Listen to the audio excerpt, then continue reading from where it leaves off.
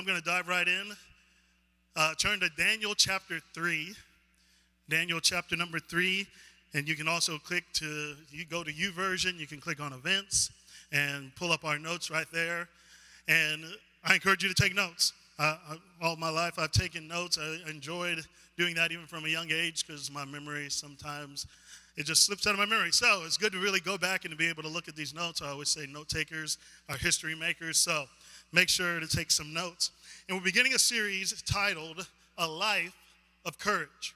A Life of Courage at the beginning or at the end of last year. As I was praying, I just felt like I prayed for a word. I don't know if you do the same.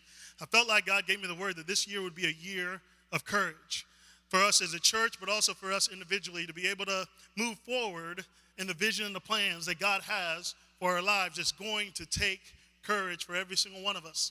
And the definition of courage is simple. It's the quality of mind or spirit to be strong in the face of difficulty and pain. The quality of mind or spirit to be strong in the face of difficulty and pain. And I've titled this message because all of us are called to it. We're called to courage. Called to courage. Now I want to say this. I am a fan of technology. I enjoy technology. I enjoy what it does for us.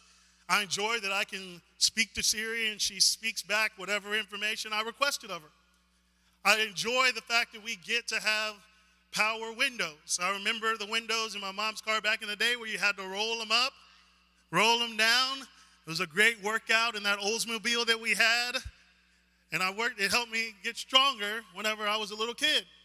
So I remember those moments, but we have now cooling seats, which is great for Houston, except right now whenever it's kind of winter freeze. You have heating seats whenever it gets cold. You have someone who will bring your food to you if you don't actually want to go and get food. DoorDash, Uber Eats will bring the food to you. Even someone will go grocery shopping for you. Now, this really helps me out a bunch. One, not that I do grocery shopping, but if I did, someone would bring it to me because I don't like shopping personally. I'm more of a buyer. I don't know if anyone's out there. I go straight for what I need, and then I buy, and then I leave. My wife kind of likes to peruse around a little bit more than I do, but I'm a buyer. That's just the way that I operate. Now, there's many conveniences, and nothing in and of itself is just bad. It's really neutral. Depends on how you use it. But when it comes to our spiritual lives, unchecked conveniences can lead to compromised convictions. If we just go about our life with desiring convenience, we'll never actually put into place the courage that God is calling us to put into place, because we're all called to courage. And in Daniel chapter 3, if you know the context around this passage, he talks about Daniel, Hananiah, Mishael, and Azariah. Most people know their names by something different, and we'll get into that in a second. But they are taken to Babylon. King Nebuchadnezzar is a king. He's the most powerful king at this moment. It's the epicenter of really all economic, religious, everything like that is coming from King Nebuchadnezzar. But Babylon isn't just a city or an empire. Throughout the scriptures, it's actually representing the world system, the world's way of thinking, the world's way of doing things. As a matter of fact, Babel means the gate of God. It's presenting itself as a way to heaven, but ultimately it leads to destruction and hell. If you remember the Tower of Babel in Genesis chapter 11, they said, we're going to make our names famous. We're going to build a tower all the way up to heaven. And God confused their language and then broke them apart. But Nebuchadnezzar is coming and wanting to do the same thing. He's wanting to unify his political power. He's wanting to build people around him when it comes to religious power as well, and set himself up as a god. And this is what we walk into. But he selected certain types of people. And in Daniel 1 verse 4, it says this: select only strong, healthy, and good-looking young men. If I were alive at this time, obviously I would have been selected. I'm kidding. Y'all laugh too hard at that one. It said, make sure they are well-versed in every branch of learning, are gifted with knowledge and good judgment, and are suited to serve in the royal palace. Train these young men in the language and literature of Babylon. So he did his best. He said, we're going to indoctrinate them. We're going to take them for wherever they are, from their surroundings, from their relationships, from their culture, from their beliefs, and we're going to indoctrinate them and let them know that whatever you used to look to, you aren't supposed to look to anymore. You're supposed to look to me. We're going to give you the best training. We're going to give you the best education. As a matter of fact, we're even going to give you the best food. You're going to have the best of the best because I need you to be at your best. And he wanted them to compromise their convictions. But if you know the story, or if you've ever read Daniel, that didn't happen with these 4 Hebrew boys. But his biggest attempt to get them to let go of who they were and what they knew is that he tried to change their names. See, most people know this story as Shadrach, Meshach, and Abednego. And it's a little bit of a shame because we know them by their Babylonian names, but most don't know them by their real names, their Hebrew names, and this makes a big difference. And I'm going to go through what these names mean and even what their Babylonian names mean because I believe that it really contrasts the way of God and the way of the world. Daniel, who most people know, we actually don't know his Babylonian name for the most part, but Daniel means the Lord is my judge. Yahweh is my judge. Belteshazzar, which was his Babylonian name, means protect the king. So instead of going to God, protect the king. He's the focal point here. Hananiah means the Lord is gracious. The Lord is gracious, and I think this really plays into this whole entire story that we're about to go through today. Shadrach means I am fearful of the God. So instead of coming to God with an attitude and a posture knowing that he's gracious, you come to him out of fear, not reverential fear, but scared, terrified fear, instead of understanding that he's a God of grace. Mishael means who is what God is. There's no one like the Lord. Meshach means I am of little account. I'm small in God's eyes.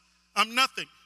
But his name meant who is what God is, that he wants to be in relationship with us and that he wants to know us. Azariah means the Lord has helped me. Abednego means the servant of Nego, which was a god of wisdom at that time. He's saying you don't have to go to the Lord for help. You actually can just simply use your own wisdom, your own intellect, and figure out on your own rather than going to God. But their names mean something, and it's important that we also know their real names, not just their Babylonian names. Because in the same way, they're about to be called to several moments of courage. There'll be moments in our lives as well where we need to have courage to fulfill everything that God has and wants for us to do. So I have 3 points today, and the first point is this. We need the courage to obey God rather than man. The courage to obey God over man. In Daniel 3, Nebuchadnezzar made a golden image that was 90 feet tall and 9 feet wide. It was probably overlaid with gold, but the statue is there. He wanted to really solidify his authority and rule in the kingdom, and he wanted people to worship the idol that he had set up. And he brought all the leaders of every single language, every single nation that they had conquered. He brought them all together, and this is where we pick up in Daniel chapter 3, verse 4. It says, "Then a herald cried out, 'To you it is commanded, O peoples, nations, and languages, that at the time you hear the sound of the horn, flute, harp, lyre, and psaltery, and symphony with all kinds of music, you shall fall down and worship the gold image King Nebuchadnezzar has set up. And whoever does not fall down and worship shall be cast immediately into the midst of the fiery furnace.' So at that time, when all the people heard the sound of the horn, flute, harp, and lyre, and symphony with all kinds of music, all the people, nations, and languages fell down and worshiped the gold image which King Nebuchadnezzar had set up. Therefore, at that certain time, certain Chaldeans came forward and accused the Jews. They spoke and said to King Nebuchadnezzar, 'O king, live forever.' Flattery. 'You, O king, have made a decree that everyone who hears the sound of the horn, flute, harp, lyre, and psaltery, and symphony with all kinds of music shall fall down and worship the gold image. And whoever does not fall down and worship shall be cast into the midst of a burning fiery furnace. There are certain Jews whom you have set over the affairs of the province of Babylon.'" They're jealous, by the way. "Shadrach, Meshach, and Abednego. These men, O king, had not paid due regard to you. They do not serve your gods or worship the gold image which you have set up." So it appears, or it seems, that there's a major dilemma that Shadrach, Meshach, and Abednego have. They're going to have to make a decision. Daniel wasn't here at this moment. They say maybe on official business, but he was not here. Otherwise, he would not have done what they were asking him to do as well. But the battle is there was a conflict with the commands. See, they were Hebrew boys, which meant that they ascribed to the Ten Commandments. And the Ten Commandments start out with, I am the Lord your God. You shall have no other gods before me. But it continues on and says, you shall not even make a carved image, and it says you shall not bow down or worship it. And here's why. Because when you worship, you're actually expressing your love, and God is a jealous God who will not tolerate our love and affection going any other place than to him, because he loves us and cares for every single one of us. And it was a test of their allegiance, and it's reflected in their obedience. So for us, how do we make our convictions? What are the things that we stand by? We stand by the things that Jesus commands us to, what the word tells us. Those are the things that we need to be convicted of. But if I'm honest today, I've been to this place, and some of us may be here too, is that we want the blessings of God. We want the benefits of obedience without the sacrifice of obedience. Sometimes there's things that we're going to have to sacrifice in obedience to God rather than going the way of obeying man. But they were tempted to compromise their convictions. 1 Corinthians 10:13 says this, no temptation has overtaken you except such as is common to man. But God is faithful, who will not allow you to be tempted beyond what you are able, but with the temptation will also make the way of escape, that you may be able to bear it. So temptation is going to come. Temptation in and of itself is not the sin. It's when we begin to meditate on it, and it becomes a part of our lives, and we then act on it rather than saying no to the temptation. But I love this. We receive freedom from temptation not by our own power. We don't receive it by our own faithfulness. It says God is faithful. The reason we can escape temptation is because God is faithful. And the way that we escape it is by going to the one who overcame it. See, Jesus was tempted in every single thing, and it says, yet without sin. So we can go to him because he is our way of escape. But I find it interesting that Nebuchadnezzar used music. He used music to charm people into compliance. I don't know if you have that favorite song that really kind of conjures up some memories. It could be a song at your wedding. I don't know if there's any song that kind of makes you get up and want to move, makes you want to dance a little bit. For me, and I'm going to say this ahead of time, I don't want you to go and listen to it afterwards. This isn't one of those songs, okay? But there's a song, if you were to play it, I would have to move. My body would move. I'm just sorry. It would just happen. Wouldn't be a choice. But if someone played This Is How We Do It by Montel Jordan, my body would have to start going.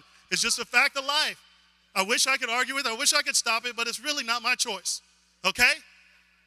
Now, the cool thing about it is Montel Jordan is now a believer. He's actually been a worship pastor, and he's remixed that song as well. So he's an incredible man of God. But that song for me would have been the song. And we remember things by music, because I imagine in the future he was going to do the exact same thing. He's going to call them back and say, it's time to bow down again. You know the song, and play it over again. But this is why it's so important for us to have a heart of worship. Worship isn't just a prelude to a message. In worship, we can actually encounter God. We can experience healing. We can experience joy. We can receive his peace, lay down our burdens, and express our love towards him and have an encounter with God. I have 4 children. Many of you know this, and I tell stories about them all the time. But whenever we just had our firstborn, Addie, she was with us. And kids are scared of loud noises when they're born. It's one of the things that kind of scared her. And it was interesting because I saw and noticed her doing something that I may not even notice with the other ones, because when the other ones showed up, it just felt like it was mayhem, and I didn't know what I was doing. But whenever she'd hear a loud noise, whenever she'd hear a bang, whenever there was a moment where she could be scared, here's what she would do.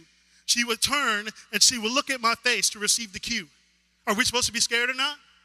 Are we supposed to relax? If you're cool, then I'll be cool. But if I was scared, she might have been scared herself, but it was the coolest thing because she looked at me, and then if she felt like the cue was, hey, stay calm, it's okay, she would go back to whatever she was doing. This is what happens in worship. Whenever we have the opportunity to encounter God and get in relationship with him, we can take our cues from our Father rather than what the world would tell us to take our cues from. And we can experience the peace that passes our understanding that only he can give in those moments, so we can choose to obey God every single time over man. That's the first one. The second thing is this: the courage to stand instead of bow. The courage to stand instead of bow. When you choose to stand up, you will also stand out. When you choose to stand up, you will also stand out. Now, there's several people that are standing up. You may ask, why are they doing it? One, it's because I asked them to. But y'all are only sitting down, and it's noticeable. Some of y'all are like, I wish he would get out of my way so that I can actually see right now. I don't know if you've ever been in a game, someone stands up, and he's like, okay, now I got to stand up too. But just so you know, whenever you stand up, you will get critics. Not everyone's going to like it. But that doesn't mean we're not called to take a stand, but just know when you stand up, you will also stand out. Y'all may be seated. Give them a hand for doing a wonderful job standing. Y'all are really good at that, by the way, so thank you. But their accusations were brought against them by leaders in the region. They were jealous of Daniel, Shadrach, Meshach, and Abednego. They were jealous of them all because they had been elevated to places of prominence within the kingdom. And they were walking out their destiny, so they were jealous of them because they weren't able to walk out theirs. That they thought God was calling them to, or whatever they may have wanted. They wanted power, but it was given to them. But if we're honest right now, safety and security are probably some of the idols of America. We want safety. We crave security. But God has called us sometimes to risk. If you actually want to make a difference in this world, you're going to have to stand out in order to do it. You won't be able to blend in. But with some of us, if we were there, would we have told them, hey, don't rock the boat right now. You heard what he said. He's going to throw you into the fire furnace. Just kneel down, just kind of bow. You don't have to go all the way, just a little bit. God knows your heart, right? He knows that we worship him. It's okay if you bow down just a little bit this one time, but that's not where they were. They didn't even talk about that. They knew who they were called to worship, and they weren't going to bow to anyone else. What is it that the culture tells us to bow down to that Jesus has told us to stand up against? Jesus is calling us to stand for things. The world will tell you, hey, here's what you need to know about sexuality, but the Bible already speaks to that. They may tell you, here's what you need to know about forgiveness. Here's what you need to know about love. Here's what you need to know about money. It would even tell you, here's what you need to know about accomplishments. Here's the only problem, is that the world may tell you that you're only as valuable as your next accomplishment. And this is why many of us aren't able to rest, because we accomplish something and we finally get there, but there's always another accomplishment. Because that's that inner drive or striving instead of walking and striding at the pace that God has called every single one of us to. But he's called us to stand instead of bow. John 15, verse 18 and 19 says this: if the world hates you, remember that it hated me first. This is Jesus speaking. The world would love you as one of its own if you belong to it. So he's saying you don't belong to the world. But you are no longer part of the world. I chose you to come out of the world, so it hates you.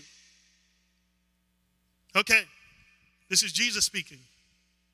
He said, the world hated me to the point where they crucified him, so the world's going to hate you if you follow me. So why is it that many times we live for the approval of the people that will eventually hate us? Why is it that we live for the approval of man instead of walking in the approval that God has already given us as sons and daughters of the Most High God? Why is it that we're striving for man's attention instead of going to God in prayer knowing that he will meet us. And if we draw near to him, he actually already promised that he would draw near to us. And we have that confidence that he loves us and that he cares for us. But they risked their lives in this moment. They risked their position.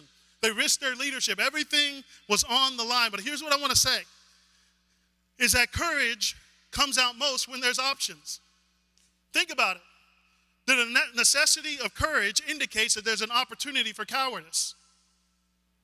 In the same way, we sometimes ask for miracles, but you can't have a miracle unless you have a problem. But no one ever prays for problems so that they can have miracles.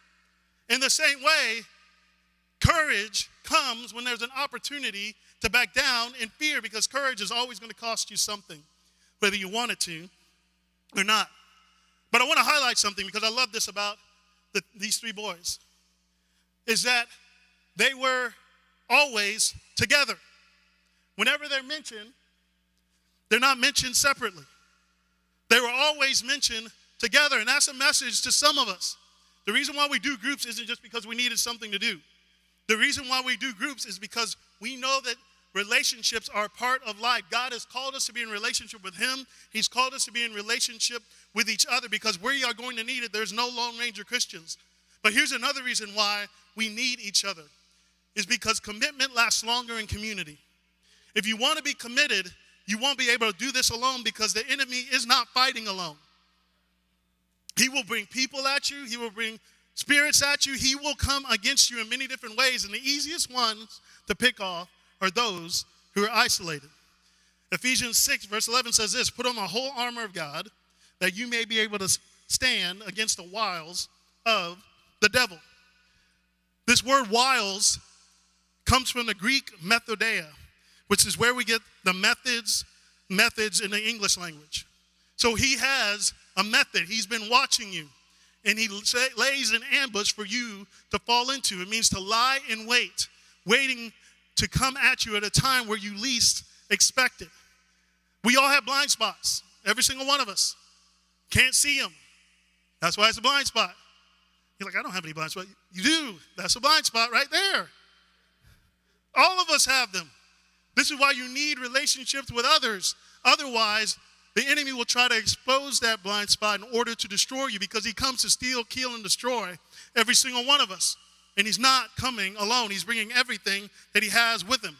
But this is why it's important for us to live with intentionality and purpose. You won't casually be able to make a stand. It's not something that's like, oh, I guess I'll stand for this time, but maybe not next time. You're going to have to do it with intentionality. It's not something that's casual. Many times we ask God, hey, God, give me a platform. And God's actually wondering about your posture. See, he wanted them to change their posture and bow down, and if they bow down, then you would keep your position. But with God, he wants our posture. He wants ultimately our hearts. So the question for all of us is, are we standing up? Are we bowing down to culture? Are we kind of just slouched and indifferent? It's like, okay, whatever happens, happens. Where are we in this place? What is the posture of every single one of our hearts? So I've mentioned Montel Jordan, and I'm going to mention someone that I actually never thought I'd mention in a message, and that is Justin Bieber. Whether you like it or not, that's really not the point. Once again, I'm not telling you to go listen to the music. That's not what this is about.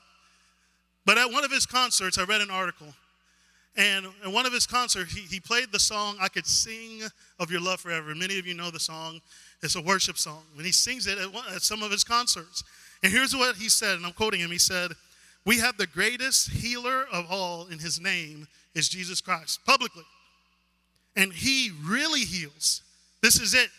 It's time that we all share our voice. Whatever you believe, share it. I'm at the point where I'm not going to hold this in. Okay. If a pop star can do it, how much more should we be willing to stand up for Christ and not to put our light under a bushel, but to let it shine so that men will glorify God for the good works that we do? We're called to take a stand for Christ. In your work, in your schools, whatever God has called you to, the places that he's called you to influence, he wants you to make an impact, not just go throughout your time. He actually says to the disciples, I send you out and I want amongst wolves. as sheep amongst wolves, which typically never happens. You don't send sheep after wolves. Typically, it's the other way around. And he says, I want you to be wise as serpents. And the word there sometimes can be shrewd, but I want you to be harmless as doves. Most of us have taken that as like, we're just simply harmless as doves, but the wisdom part is not there. We're just harmless. Don't take a stand for anything. People won't know what we believe in, but we'll know everything that the world believes in. And they're taking a stand in the same way God is calling us to have courage to take a stand for him in this world. It's important that we do it. So we need the courage to stand instead of bow. And here's the third thing, and the hardest one, is the courage to go through the fire. The courage to go through the fire. Verse 15, we'll pick it up back in Daniel 3. I will give you one more chance to bow down and worship the statue I have made when you hear the sound of the musical instruments. But if you refuse, you will be thrown immediately into the blazing furnace. And then what God will be able to rescue you from my power? That was a really bad statement for him to make. Shadrach, Meshach, and Abednego replied, "O Nebuchadnezzar, we do not need to defend ourselves before you. If we are thrown into the blazing furnace, the God whom we serve is able to save us. He will rescue us from your power." Some translations say hand, your majesty. So they're confident he will rescue us from you. There's no doubt about that, whichever way this happens. He said, but even if he doesn't, we want to make it clear to you, your majesty, that we will never serve your gods or worship the gold statue which you have set up. So they're brought before the king. He's like, hey, is this true? Are y'all not willing to bow down? I'm going to give you one more chance. I'm going to give you one more chance, and if you don't, then I'm going to throw you in, because I'm only going to give you another chance. They actually had already called his bluff, by the way. He said you'll immediately be thrown in, but clearly they weren't immediately thrown in. But it's interesting. He's actually setting himself up as a god. He's like, who else? Is there anyone else that can stand? There's no one else that can save you in this moment. But how many of you know that our God is mighty to save? He can step in and save us even from the worst situations and circumstances that we may be facing. But when he says this, I feel like the matter changed. The conflict was no longer between King Nebuchadnezzar and the three Hebrew boys. It actually became a conflict between Nebuchadnezzar and God. And that's not a place where you want to be if you're a man, because men will always lose. You always fall short of the power of God. But I love something.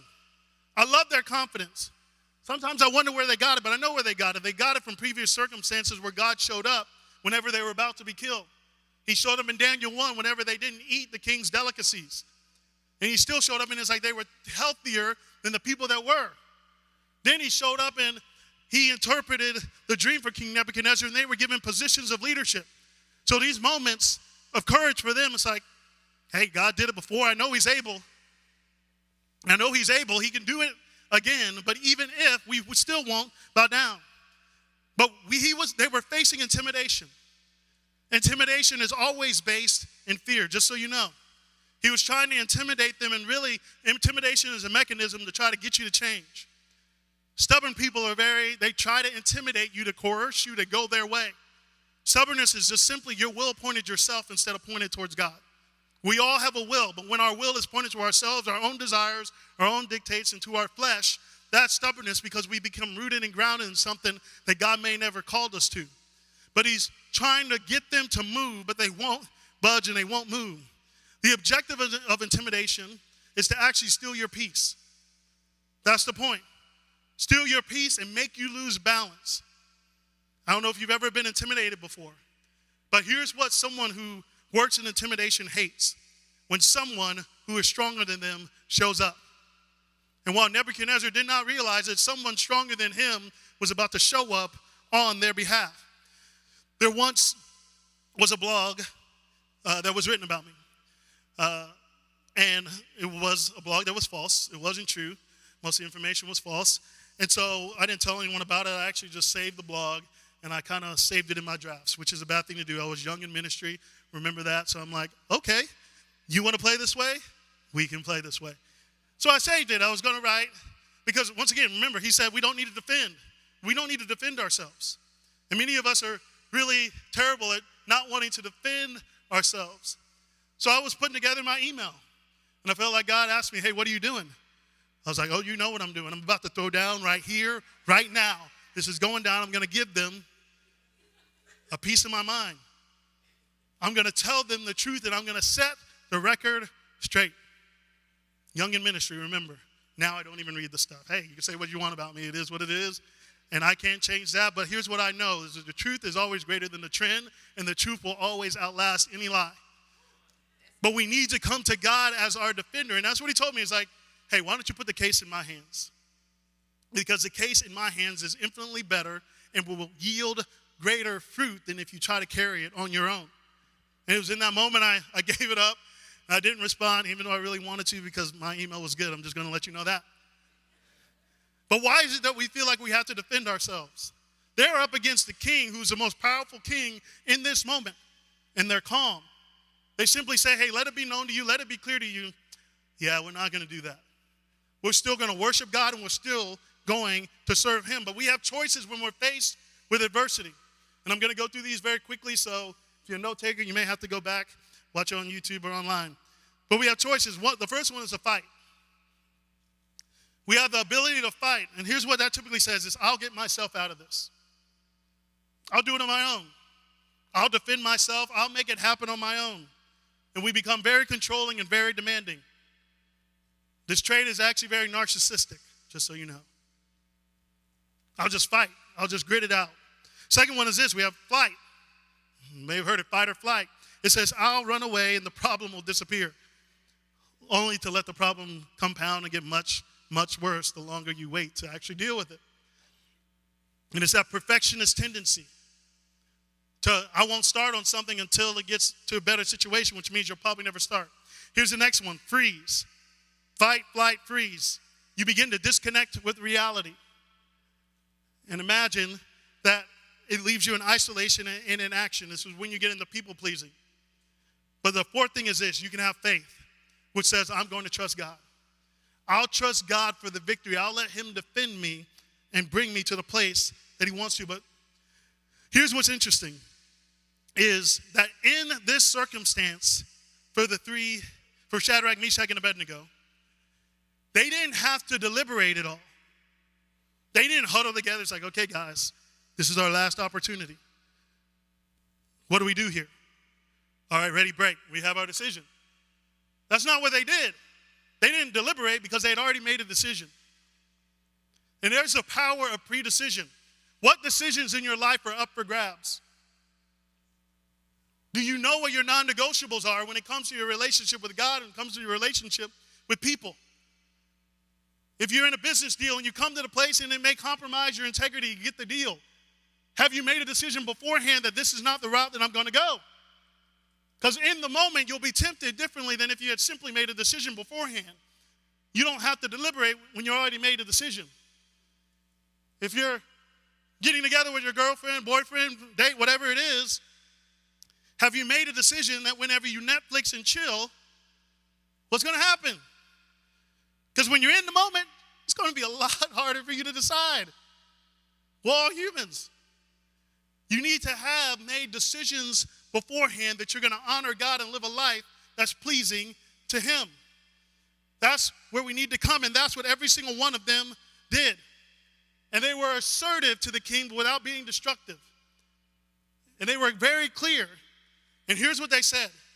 God can, which means God has the ability, but even if he doesn't, which meant they weren't going to assume on God's will. And this is a tension for a lot of us. It's the tension that, yes, I believe that God can, so I pray. But even if he doesn't, I still need to trust.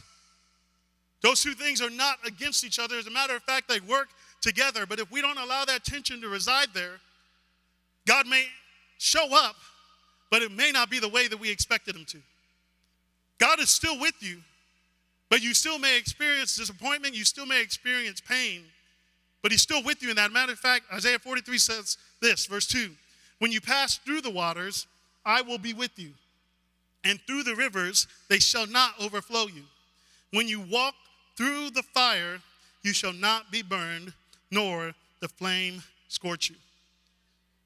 We're all going to walk through a fire at some time or another. Some of you may be in that place right now where you're walking through a fire. But I want to ask you a question. Is your faith fireproof?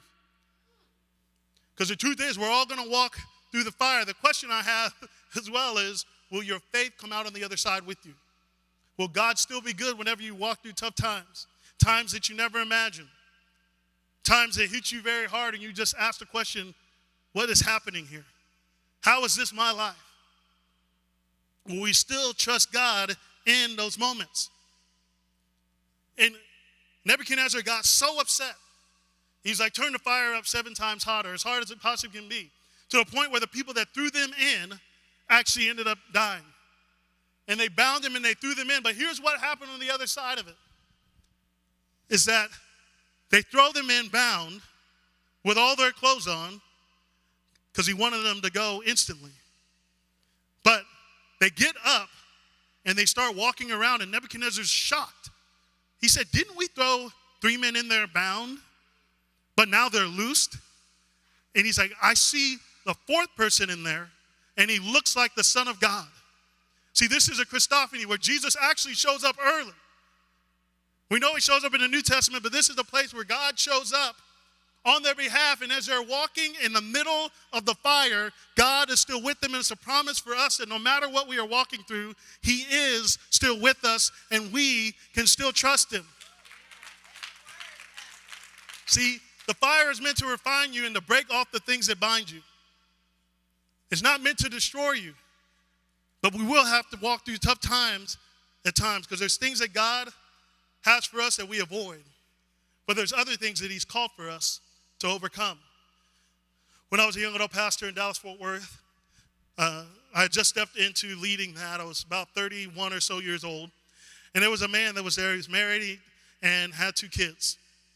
Great family, wonderful family. And he served with the young adults. He had one of the largest young adult groups of just men, and he had set up structure, and he was leading them well before every single service. He was there, serving, giving his life away. That was his heart. That was what he felt like called him to do. But through this time, his wife got a cancer diagnosis. So they started through this process, of trying to obviously go through chemo. They went through therapy. They actually came down to the Houston area a lot to go to the hospital for the treatment that she needed. So she was walking through this process.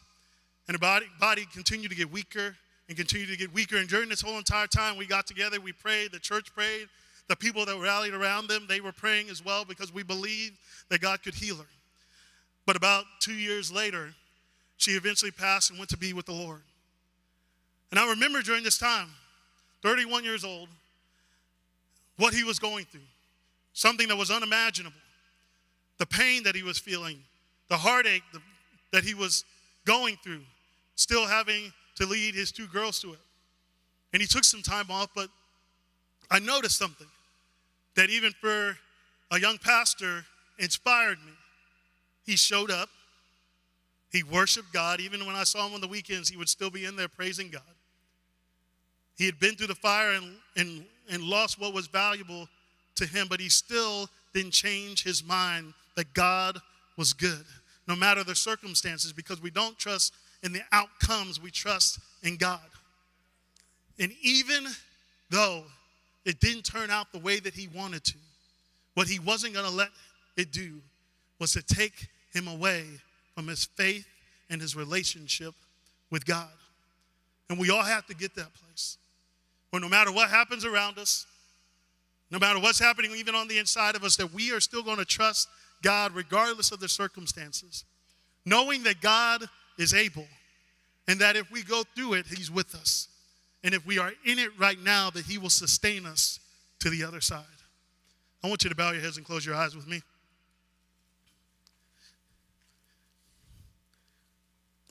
Some of you may be in that fire today. You're wrestling through some big things, some large moments. And at the end of every service, I ask the question, what is the Holy Spirit saying to you through this message? Because God promised that he would be near to those who are brokenhearted, that he would bind up our wounds.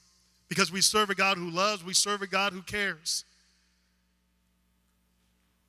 But we can bring him our grief, we can bring him our sorrow, we can bring him our hurt. He's not scared of those things. And in a moment here, we'll have people down at the front that want to pray with you. I want to encourage you, don't leave today with the same burdens you brought in. You don't have to be a member of Gateway Church to come down and receive prayer, but we want to have the opportunity to pray for you if that's what you need to respond. But we're all going to respond even in worship as we go into this last song that we're going to sing before we close out the service. But open your heart, open your hands to what God wants to give you, because he can give you peace, he can give you joy, he can give you what you need in this moment. So Father, right now, we thank you for your goodness. We say today that we trust you. We know that you are God who is able, that you have all power. But we ask right now that you would give us the ability to trust you even at a greater level. No matter what we walk through, no matter what we're going through, that we can trust and have faith in you, because you're a God who loves us. You're a God who is good. Help us to be able to settle that in our hearts, to make the decision to live lives that are pleasing to you, to stand up for what you called us to stand up for, to love people, for justice, for truth, for righteousness, Lord God. Help us to be a people that inspires others, that even in those hard times that you are a God who can be trusted. And we thank you for that right now. So in Jesus' name I pray.